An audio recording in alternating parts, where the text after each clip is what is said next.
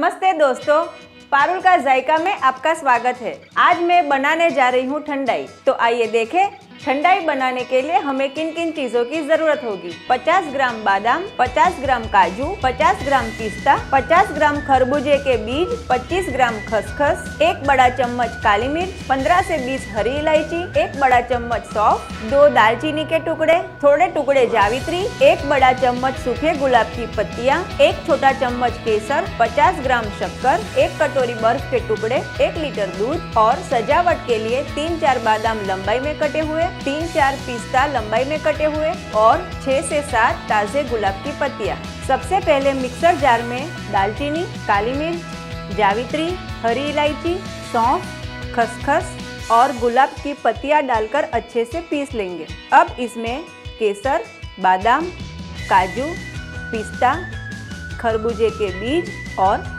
शक्कर डालकर बारीक पीस लेंगे और ठंडाई का मसाला तैयार कर लेंगे। अब एक जग में 6 बड़े चम्मच तैयार किया हुआ मसाला डालेंगे। अब इसमें दूध और बर्फ डालकर हैंड मिक्सर से ब्लेंड कर लेंगे।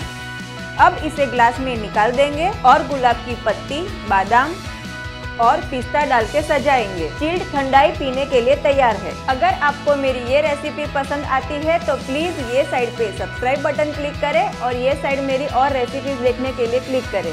मैं जल्द ही नई रेसिपीज के साथ लौटूंगी। तब तक अपना ध्यान रखें और स्वस्थ रहें।